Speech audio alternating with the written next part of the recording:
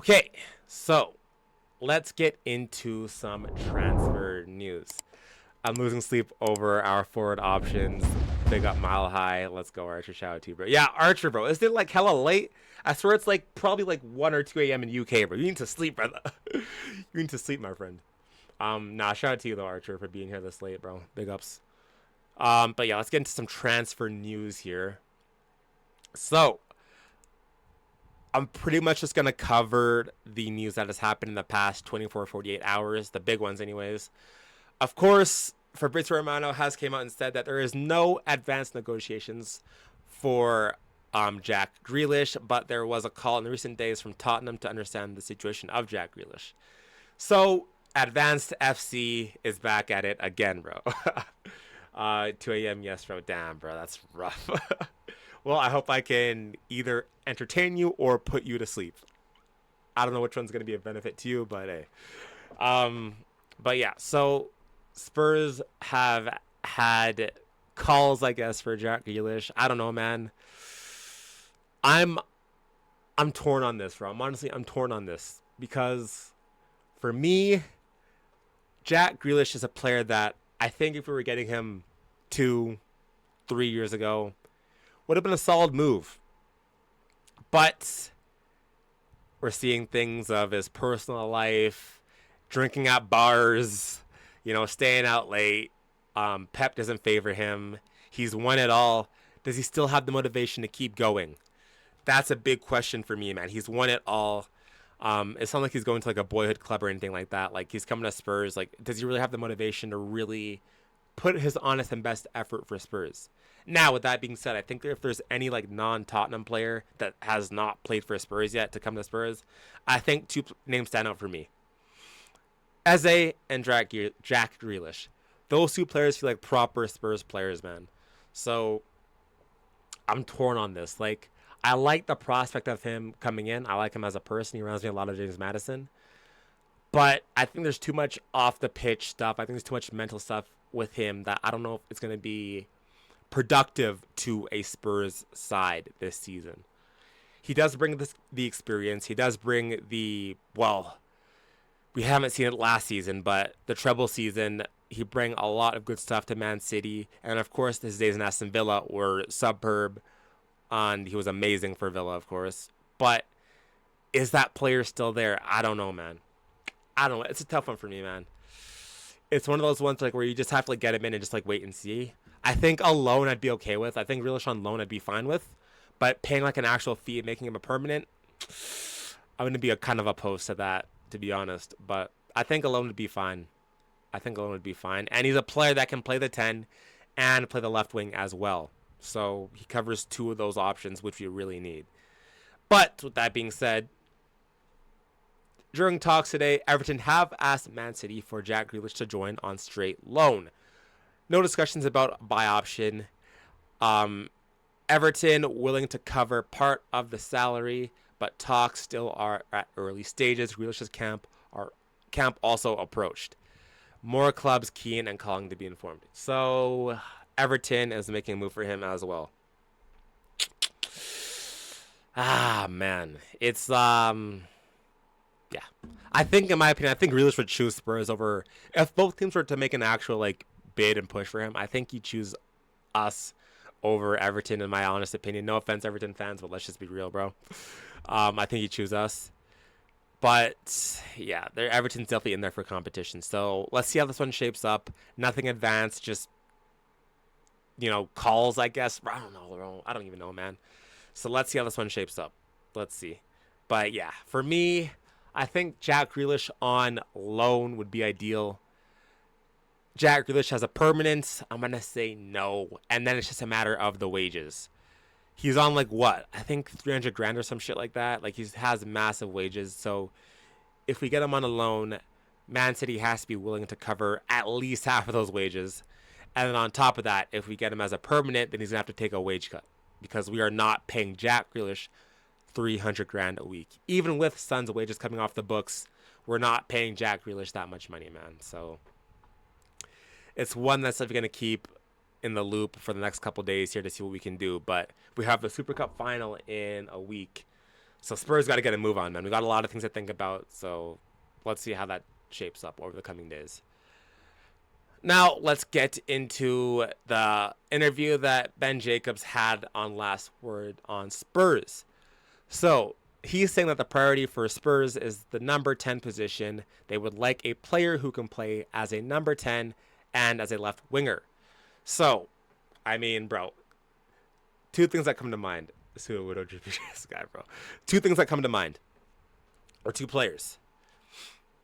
Like I said, Jack Grealish can play number 10 and left wing, and Eberici Eze also can play number 10 and left wing. Those are the two players, prem proven, have done it before, experienced, and it's glaring us right in the face. There's not really too much to think about here, Daniel Levy. You either make the move or you don't. For me, if it's between Jack Grealish and Eberici Eze, I'm taking Eze any day of the week, bro. Grealish and Eze are in a similar age range, but I think Eze is a little bit younger. And then for me, Eze has like a lot more skill, high end quality, and I think he just would be. I mean, bro, if I'm being completely honest, he's just like one of my favorite players, like to not play for Spurs. But I think Eze brings a lot more quality, in my opinion, compared to Jack Grealish. And in terms of like the attitude, the off the pitch stuff, I think Eze is a no brainer. But this guy's been like flirting with Arsenal for God knows how long, man. So there's definitely something to think about there. Like I don't know if it's like what's even. Let me look at this, bro.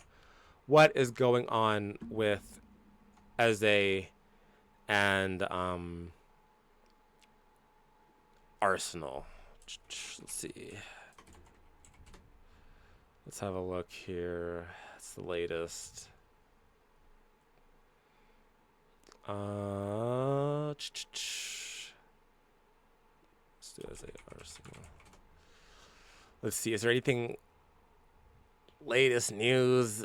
I think from what we're hearing is that like the release clause has the 68 million pound release clause that Eze had is no longer valid. I think it's done now, so now it's just up to clubs to negotiate. But I think Crystal Palace is still asking for that 68 million to be paid up front, which no club is gonna do, bro.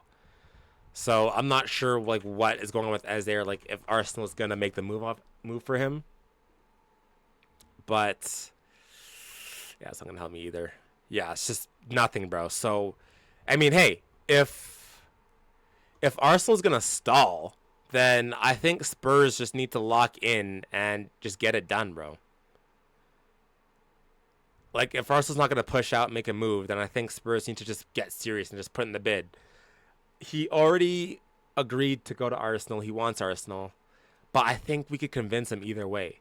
Like, I think he would be fine with staying at Crystal Palace as well. But I think, oh shit, let me not get copyrighted, please. But I think if he had the choice to stay at Crystal Palace or go to Spurs, I think he'd rather just go to Spurs, in my opinion. It just depends. Like if Arsenal and Spurs both put in bids, he's definitely gonna go to Arsenal, unfortunately. So yeah, it's tough, man, because I love Eze so much, but seeing him in the Arsenal lineup, bro, this Arsenal team looks scary with Eze in there. I mean, wow, bro. Yeah, like that's a scary looking team, bro. I can't lie. But yeah, so we'll see how Eze develops. We're gonna see what's gonna go on there. It just depends really on what Dan Levy wants to do. We're like, are we gonna get serious? We're gonna make the moves, or are we just gonna twiddle our thumbs and be interested in every single player, but not actually make the move? So we're gonna see how that's gonna develop, and yeah. So yeah, I mean, speaking of Eze, so Crystal Palace want a 68 million pound package for Eberici Eze. No club want to pay anywhere around this, as clubs value Eze at around 55 to 60 million pounds. It is unclear if Spurs will approach Eze after the Madison injury. I mean, yeah, bro. Archer says Danjuma ex Spurs put Woolwich Wanderers in a spliff last night, bro. Yeah, I saw that. Didn't this guy like post? I think he added Spurs official, and after Villarreal, right? I think it was Villarreal. They ended up beating Arsenal in the preseason friendly 3-2, and then Danjuma ended up adding our Spurs on his story or something like that. Oh man, actually, bro, listen, man, I like Danjuma, bro. I liked him, bro. I don't know why Conte didn't give him more of an opportunity. Like, we literally brought this guy in, and then he got like what, 2 games maybe? Like, he barely even got any minutes. Like, I don't know why Conte didn't favor him, bro. I like Danjuma. I think it was actually like wasn't half bad. But hey, man, I think Danjuma really liked us too. But it is what it is, man.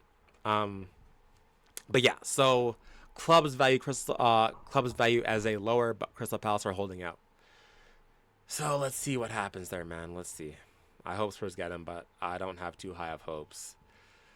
And speaking of another player that I hope Spurs get, but I don't have too high hopes for, let's talk about Rafael Leão.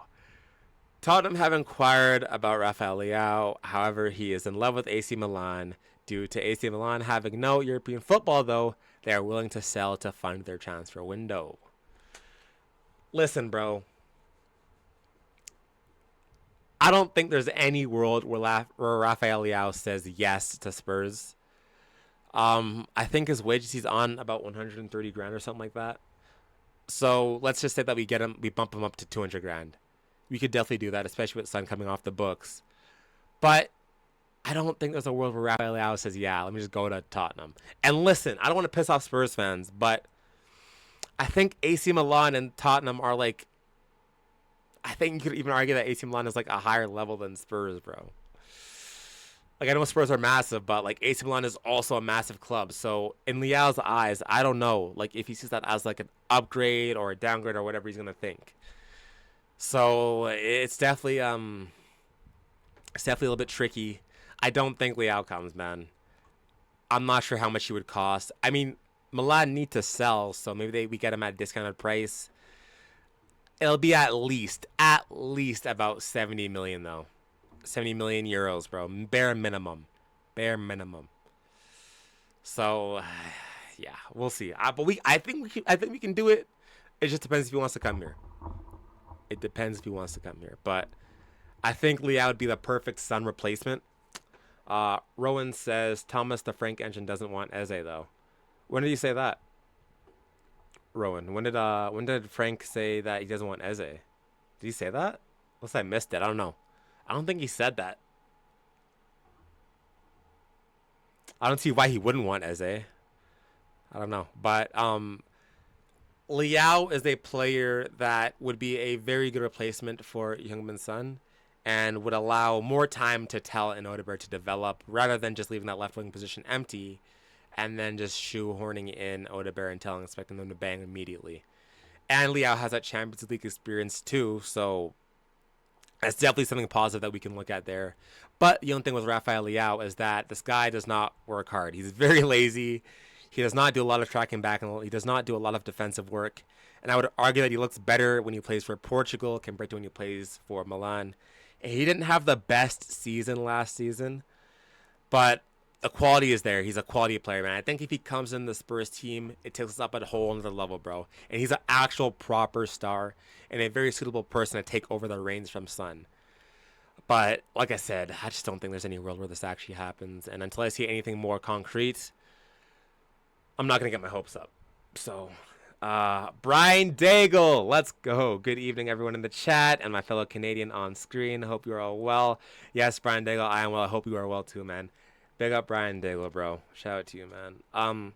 Archer, Spurs revenue is about 50% more than AC Milan, but Levy probably wouldn't pay Leao's wages even if he's interested. But Leao's only on like what? Like 130 grand? Like he's not on expensive wages, is he? I don't think he's on too high of wages, if I'm not mistaken. Let me check. What's the best website to check for wages? I'm not even sure. He's not on that high of wages. There's no way. He's on about like 130, I think. He's on. Okay, so it says 106 pounds. So like yeah, about like 106,000 pounds.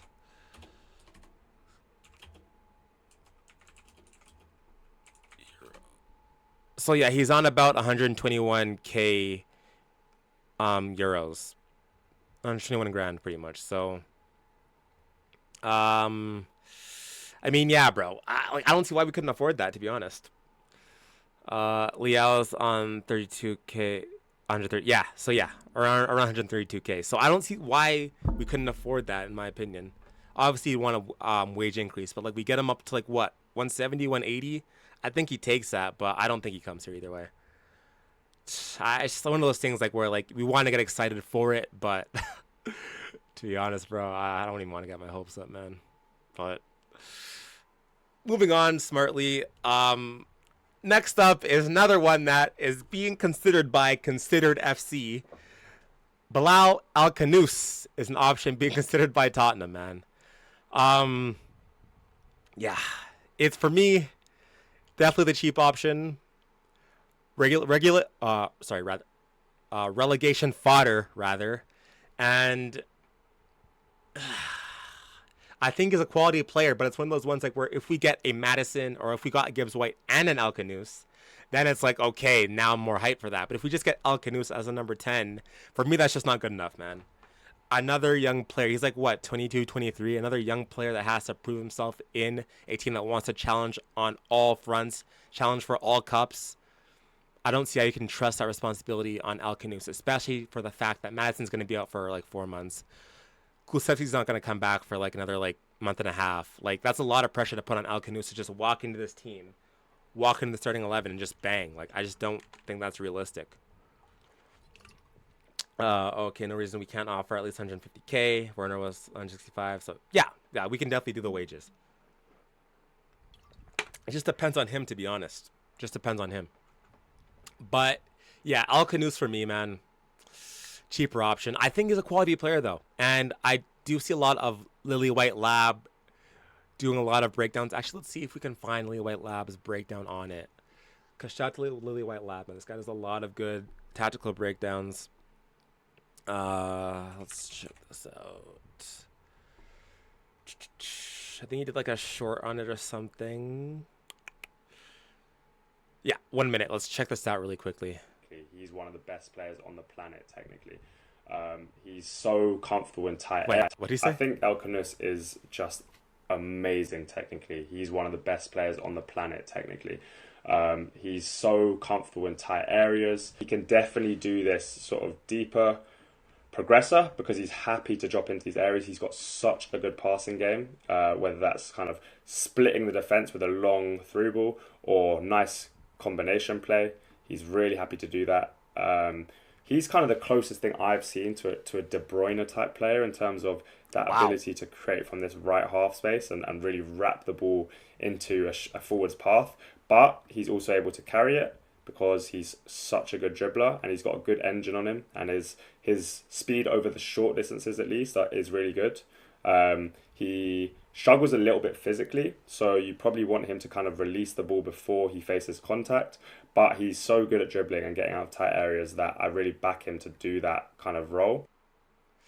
I mean, yeah, so that's Lily Lab's breakdown on Alcanus, but yeah, I think I actually take his opinion like a lot. I think he's a very knowledgeable creator, so I take his opinion a lot.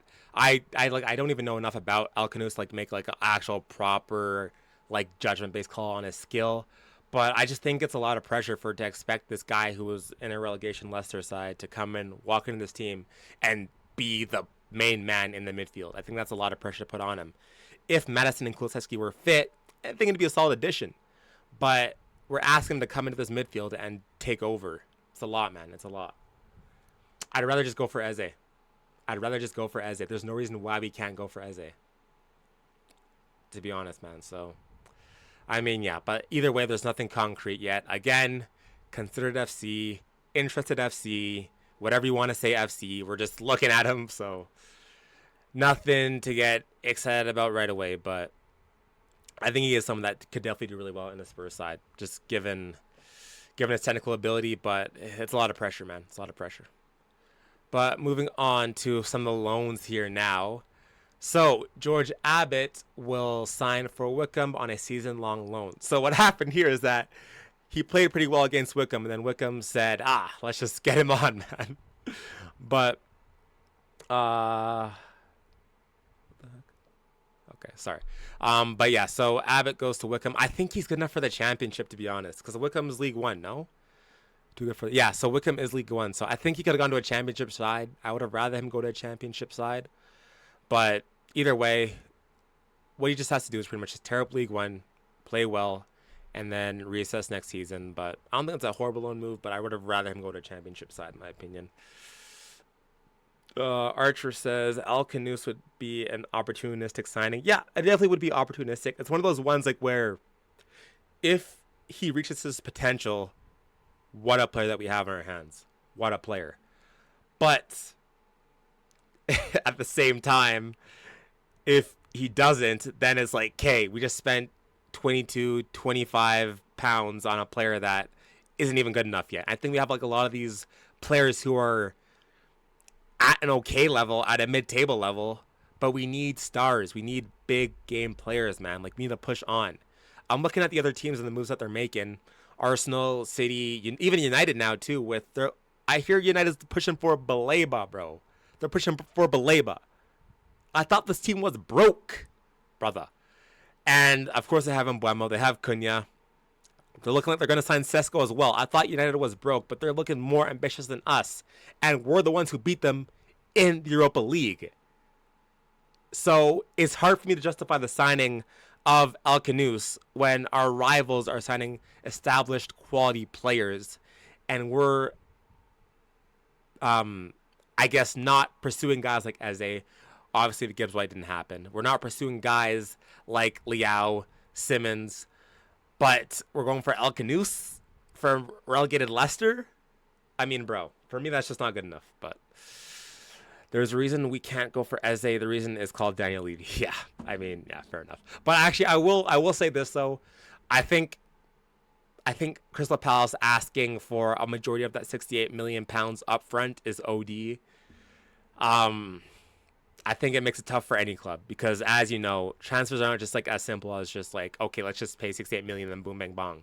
No, like most transfers are broken up into installments. So I think for Palace asking for most of the fee up front, it makes a deal with any club damn near impossible. So, but let's see how it shapes up, man. Let's see. But George Abbott going on loan, so let's hope he does well. As well as Jamie Donley is set to join Stoke on a season-long loan. I think this is a solid move, man. So he's going to join Ashley Phillips at Stoke. Of course, we've seen how good Ashley Phillips has done at Stoke, and I think this is going to be a very solid move for Donley. And I think this is a big loan move for Donley because if he does really good at the championship level, I think there's an opportunity for him to walk into the team next season, especially with James Maddison's injuries that have been occurring with him throughout his entire time at Spurs. I think there's an opportunity opening up for Jamie Donley to walk into the team next season. So I'm just looking for Jamie Donley to do well at Stoke, announce yourself, play well. You're with Ashley Phillips, local Spurs boy, and smash that shit, Donley. Smash that shit and come into Spurs next season and really take over, man, because there's spots opening up in that midfield. When you look at a guy like Maddison, listen, I love Maddison, but if he's going to keep getting injured, man, might be time to sell. So, yeah, there's definitely opportunities opening up there, but Donley has to prove himself in the championship. So, good luck to Donley, and I hope he does well. And then Will Lancashire as well getting a loan move. So, we have a lot of loan outgoings going on right now. So, he's going to Oxford United. Appeared to have beaten off interest from a host of clubs to sign Will Lancashire on a season-long loan. Now, correct me if I'm not mistaken, this is where Dane Scarlett went last season, right? And he pretty much didn't really get many minutes, if I'm not mistaken. No, yeah. So, where do you guys get that from? Can't have the he just wasn't better than our starting striker. Crucially, lazier. Okay, so yeah, either Dane performed bad or Oxford did him bad. Either way, the Dane Scarlett Oxford loan was not good. But we have Will Lancashire going there now, so it's a tricky one. Let's hope he does well. But yeah, I think I would have rather him gone to a different club, to be honest. But I think Will Lancashire's another one that just has to have another good loan move. I don't want him to fall into the pattern of a Dane Scarlett of not really having good loans. And we need some good quality players to come through the academy eventually, man. Like, we're dying for a good quality academy player to come through, man. So I really hope that Lancasher crushes this one, and maybe we can see him at Spurs next season, especially with the same thing, like the striker position. Solanke, I like Solanke, but let's be real, man.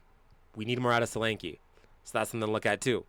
Richarlison, is he leaving this season? If not, he's probably going to be leaving next season. So that's another option that Lancasher, if he does well enough, he could pop in next season. So there's a lot of opportunities up for grabs next season. So hopefully Lancasher does really well. And yeah, so good luck to Lancasher too.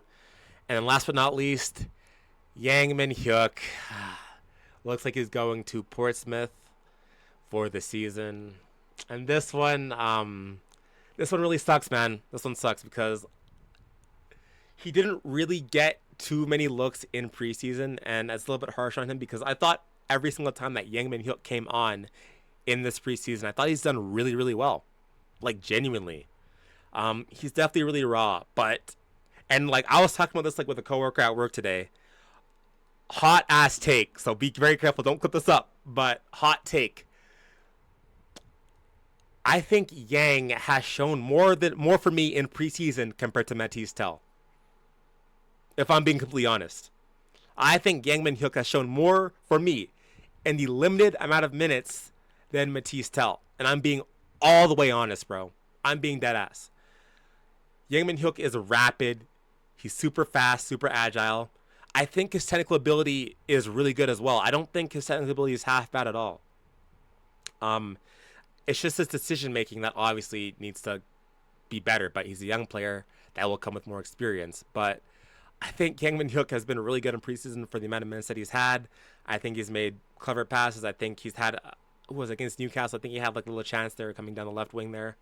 So yeah, I thought Youngman Hook's been pretty good. I would have loved to see more of him in preseason, but I think physically he's lacking. Definitely has to bulk up. So I think this one will be good for him in the championship.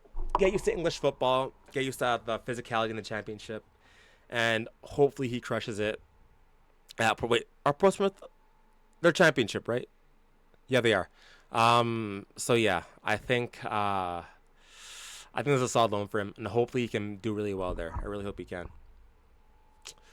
Scarlett flopped at Oxford. I think Lancashire will do well there. I've liked what I've seen. Fairs. Rich says Tell is very overrated. I was disappointed we signed him. Yeah, I mean, I wasn't disappointed for Tell. I was more so just like concerned because I'm like, okay, that means that we're probably not going to be signing like a quality left winger because we're not going to block Odegaard and Tell. So I think, yeah, man. I mean, the reality is that we haven't seen enough from Tell. I think fans are hoping that it'll come good. I think it just depends on how Thomas Frank coaches him. That's the reality. He needs to learn how to finish like a lot of our forwards, and with Tell, it's just one of those things like where you just gotta just pray and hope, man, because paid a lot of money, man, for Tell. So let's just hope that he can come good.